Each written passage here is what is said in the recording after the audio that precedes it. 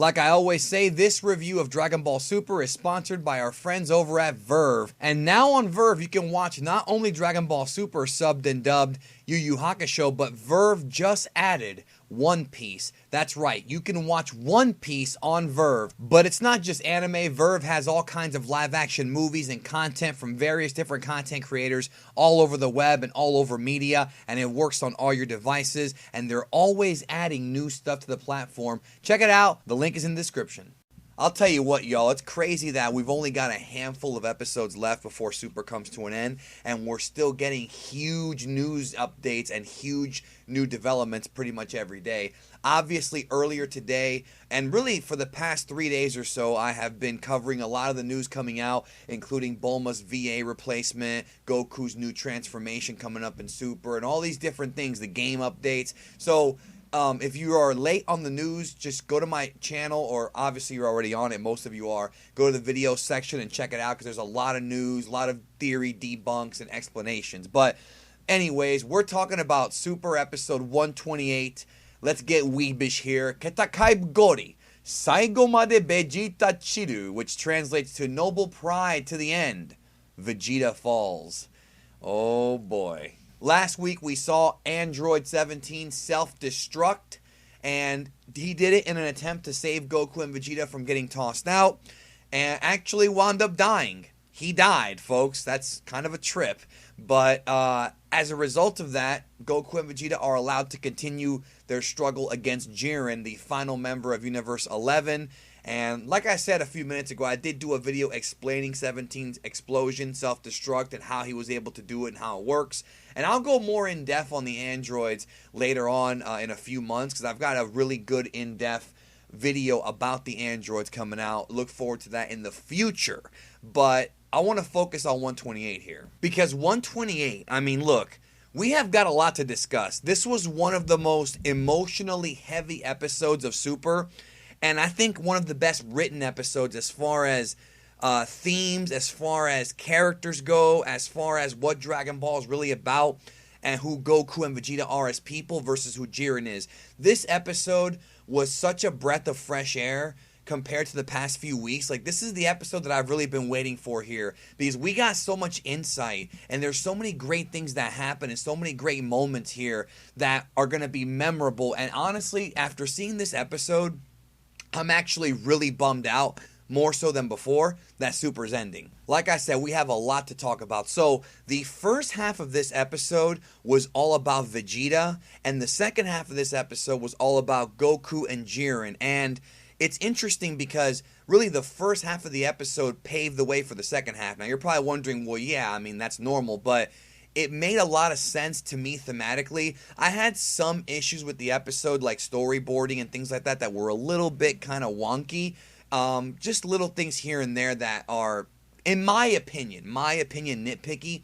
But the themes and the story here, I think, and again, some of it we are treading familiar ground again, and, you know, that is annoying to me, but the execution, I thought, and what's really going on here when it comes to Jiren is fascinating. So, okay, so the episode starts out with Jiren talking trash. 17 was stupid for sacrificing himself, and he says no matter how many weak people you get, you can't beat overwhelming power. So Jiren's already being portrayed much more villainous than he had been in the past, including last week when we saw his backstory.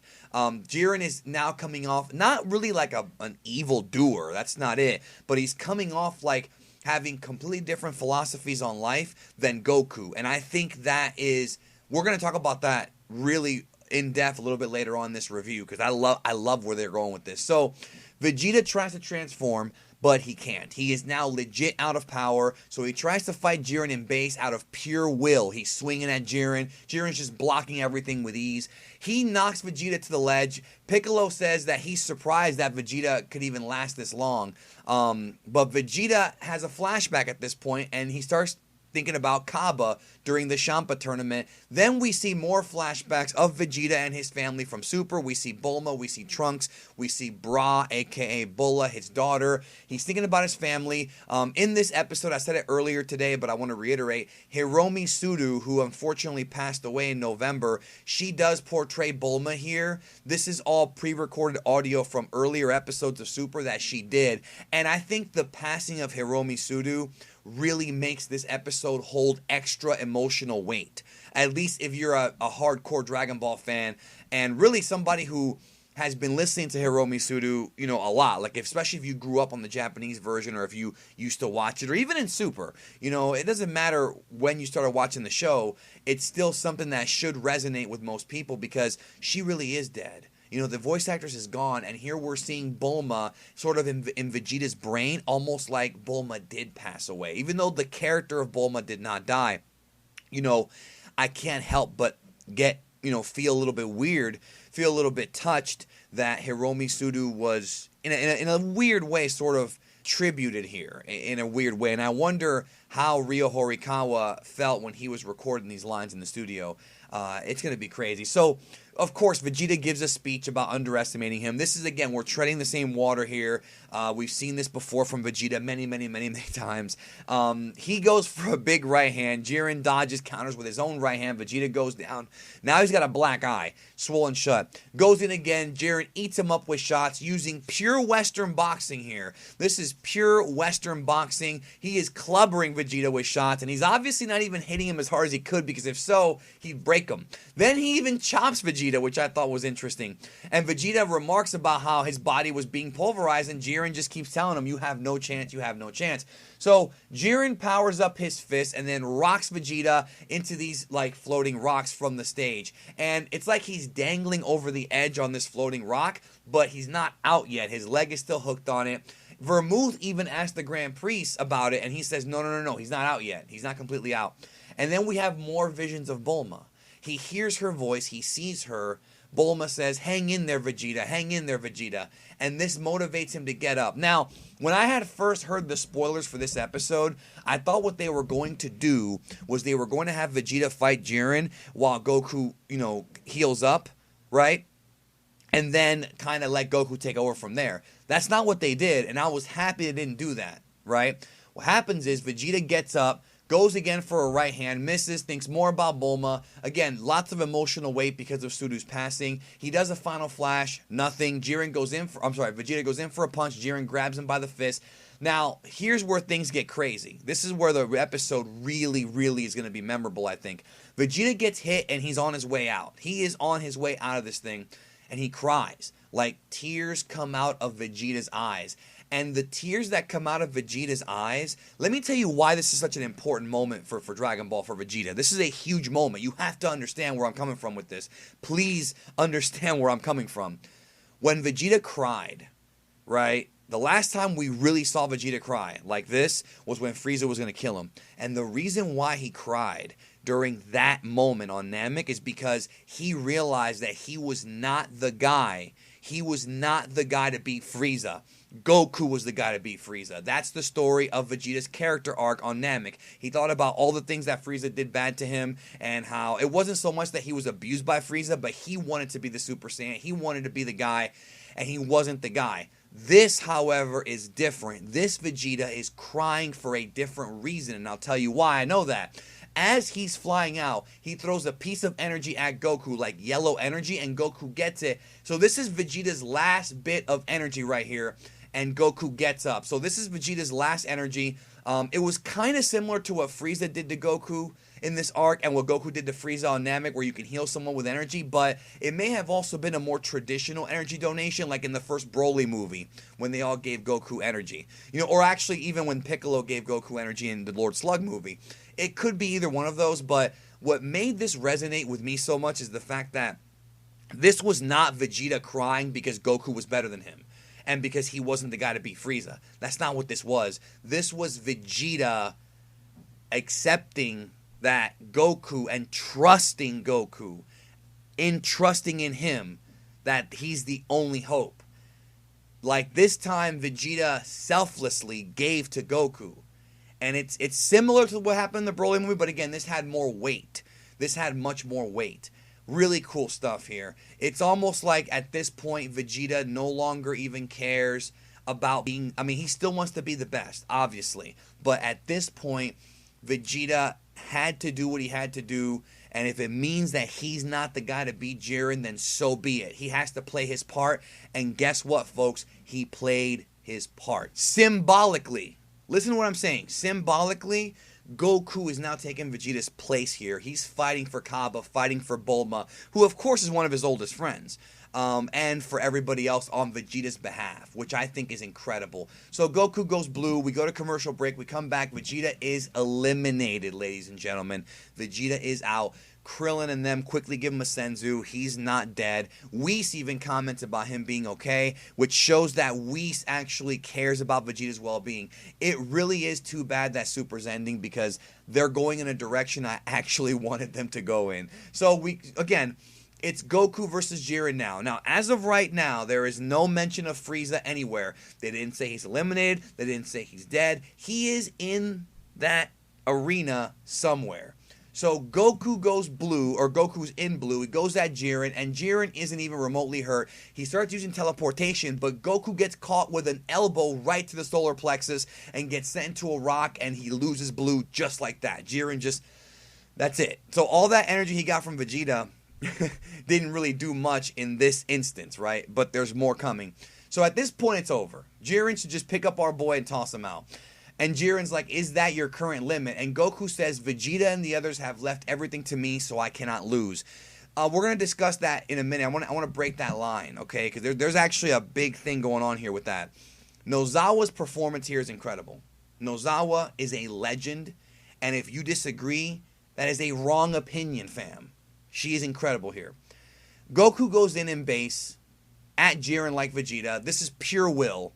At one point, he actually blocks a shot with his forearm, but Jiren then clobbers him right in the liver. And they made a point to really show where the punch was. For those of you who have never been hit in the liver, if you get hit in the liver, it's the most painful knockout. You can get hit in the jaw and you'll go down and you might even like be knocked unconscious, but you won't feel the same kind of pain you will in the liver, because if you get hit in the liver, you might be feeling that pain for days. For days. So Jiren starts to freaking demolish this man. I mean, with punches to the face, just, you know, and this is where I say the storyboard was a little bit because it was repetitive, but I still enjoyed it. Dude, Jiren is rushing this guy. It's almost comical. He's hitting him with like 35, 40 hit combos like he's playing fighters, dude. So Goku is at the ledge and gets caught with a big shot to the face. Jiren powers up his fist and moves in for the kill. Time freezes. Vegeta screams Kakaroto. Goku thinks about Jiren, Roshi, 17, all his friends, right? And this scene was very, very similar, if not identical, to Battle of Gods, the movie. Remember in Battle of Gods, the movie, Beerus throws that giant sun star-looking move at him. Goku's about to go out. He thinks about his family. They yell, you know, Goku, and then all of a sudden that rush comes in. This was the same exact thing. Interesting callback. To me, though, it is a bit repetitive. We've seen this before, but it's not unexpected. It's just something that we've seen before. Goku vanishes. He's about to get hit with the big punch. He vanishes. Then we hear the violins. Dun, dun, dun, dun. I mean, you know what's going on. If you've watched the show, you know what's going on. He turns around. Yes, we got the gray eyes again. Now, here's the pinnacle moment of the episode. Jiren goes in, and he can't connect on Goku. His shots are not connecting on Goku. Goku is dodging everything. Goku then fires back with a left hook to the gut. And Jiren sells. He's sold. He's hurt. Jiren, for the first time in the history of this series, over a year, we've seen this dude from the intro and now, is actually in pain. He's feeling pain. It really reminded me of Rocky 4, when Rocky's getting nailed by Ivan Drago, destroyed, and then he gets that one with that one big shot, and Duke screams at him and says, "You see? He's not a machine. He's a man." Like, I got goosebumps right now because that's so alpha, bro. I mean, he's just sitting there, bro. He's like, he hit him, bro. He hurt him. He hurt him. into the body. Jiren's face, dude. Jiren's eyes lit up. Like, is this what pain feels like? So Goku's aura lights up. He's got energy coming out of every pore. All the gods on the sidelines react. The place starts to rumble. And then they talk about trust. Now I want to talk about the whole trust thing.